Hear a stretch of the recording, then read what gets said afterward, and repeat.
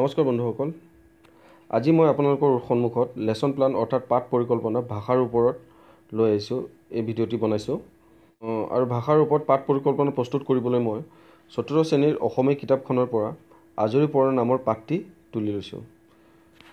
তো ইয়াত আমি অন্য পাঠ পৰিকল্পনাৰ দৰেও ইয়াত আমি প্ৰথমতে টিচাৰৰ নেমটো লিখি ল'ব লাগিব, আগত এনৰলমেণ্ট নাম্বাৰ লিখিব লাগিব।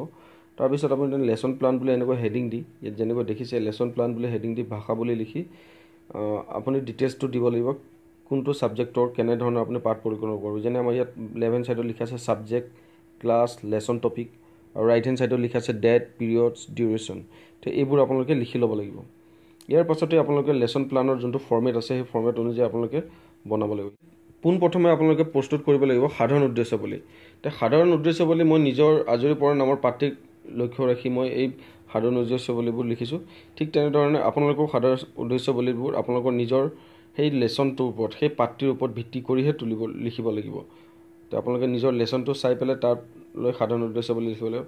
তাৰপিছত মই সেই লেসনটোক উদ্দেশ্য ৰাখি আমি শিক্ষণ সঁজুলি ব্যৱহাৰ কৰিব লাগিব। আমি কি শিক্ষণ সঁজুলি আমি ব্যৱহাৰ কৰিম সেই শিক্ষণ সঁজুলিবোৰ লিখিব লাগিব। যেনেধৰণৰ মই ইয়াত লিখি লৈছোঁ মোৰ পাঠটিৰ আধাৰত।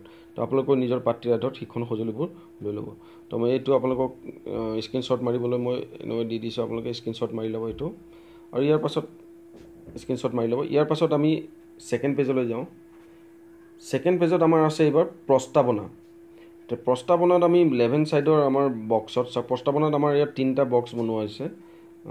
এটা আছে লেফ্ট হেণ্ড ছাইডত পূৰ্ব জ্ঞান অনুমান, আৰু ৰাইট হেণ্ড ছাইডত শিক্ষকৰ কাৰ্যাৱলী, আৰু একেবাৰে ৰাইট হেণ্ড ছাইডত আছে শিক্ষাৰ্থীৰ কাৰ্যাৱলী। তো ইয়াত আমি নিজৰ পাঠটিৰ আধাৰত আমি ছাত্ৰ ছাত্ৰীৰ কি পূৰ্ব জ্ঞান আছে সেইবোৰ আমি লিখিব লাগিব। তাৰপিছত সেই পূৰ্ব জ্ঞানৰ অনুসৰি শিক্ষকে নিজৰ শ্ৰেণীটো কেনেধৰণৰ আৰম্ভ কৰিব সেইবোৰ আমি লিখিব লাগিব। আৰু লাষ্টত শিক্ষাৰ্থীৰ যোনটো কাৰ্যাৱলী হয় বা শিক্ষাৰ্থীৰ যোনটো প্ৰতিক্ৰিয়া আমি সেইটো ৰাইট হেণ্ড ছাইডৰ বক্সত লিখিব লাগিব।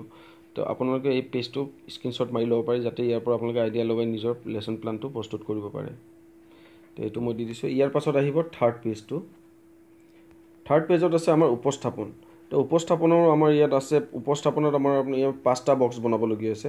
লেফ্ট হেণ্ড ছাইডত আমি লিখিছোঁ শিক্ষাবিন্দু, তাৰপিছত ছেকেণ্ড বক্সত আছে বিশেষ উদ্দেশ্যাৱলী, থাৰ্ড বক্সত আছে শিক্ষকৰ কাৰ্যাৱলী, ফ'ৰ্থত আছে শিক্ষাৰ্থীৰ কাৰ্যাৱলী, আৰু ফিফ্থত আছে আকাংক্ষিত ফল।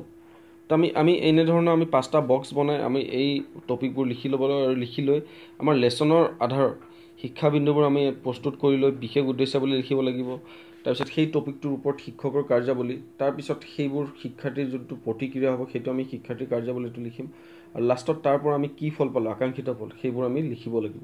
তো এনেধৰণে আপোনালোকে উপস্থাপনটো প্ৰস্তুত কৰিব লাগিব। আৰু ইয়াত মই 2টা শিক্ষাবিন্দুক কেন্দ্ৰ কৰি উপস্থাপনটো প্ৰস্তুত কৰিছোঁ। এনেধৰণে আপোনালোকে উপস্থাপনটো প্ৰস্তুত কৰি ল'ব পাৰিব। তো ইয়াৰ পাছত আহোঁ ফ'ৰ্থ পেজ, অৰ্থাৎ শেষ পেজ আৰু অন্তিম পেজ, সমাপ্তিকৰণ। তো সমাপ্তিকৰণ কৰিবলৈ আপোনালোকে ইয়াত 2টা বক্স বনাব লাগিব। সমাপ্তিকৰণত আপোনাৰ লেফ্ট হেণ্ড ছাইডত এটা বক্স আছে শিক্ষকৰ কাৰ্যাৱলী, আৰু ৰাইট হেণ্ড ছাইডত আছে শিক্ষাৰ্থীৰ কাৰ্যাৱলী। তো এই সমাপ্তিকৰণত শিক্ষকৰ কাৰ্যাৱলীত শিক্ষকে কেনেকৈ শ্ৰেণীকোঠাটোৰ পৰা বিদায় ল'ব তাৰে ওপৰত এইটো লিখা হয়। আৰু শিক্ষকে অন্তিম সময়ত পাঠটিৰ আধাৰত কেইটামান প্ৰশ্ন সুধিব লাগে, আৰু সেই ছাত্ৰ ছাত্ৰীয়ে সেই প্ৰশ্নবোৰৰ উত্তৰটো দিব পাৰিব। তো তেনেধৰণৰ প্ৰশ্ন সুধিব লাগে আৰু পাঠটিৰ ওপৰত লক্ষ্য ৰাখি লিখিব। আৰু শেষত শিক্ষকে ধন্যবাদ জনাই লাষ্টত লিখিব। শিক্ষকে শেষত ধন্যবাদ জনাই ছাত্ৰ ছাত্ৰীসকলক হোমৱৰ্ক দিব, গৃহ কাৰ্য, আৰু সেই গৃহ কাৰ্যবোৰ শিক্ষাৰ্থীসকলক কৰিব দিব, আৰু শিক্ষাৰ্থীসকলে সেই গৃহ কাৰ্যবোৰ টুকি ৰাখিব। তো এনেধৰণৰ এইটো প্ৰস্তুত কৰিব লাগিব লাষ্টৰ সমাপ্তিকৰণটো। আশা কৰোঁ আপোনালোকে এই ভিডিঅ'টিৰ পৰা উপকৃত হৈছে। ধন্যবাদ।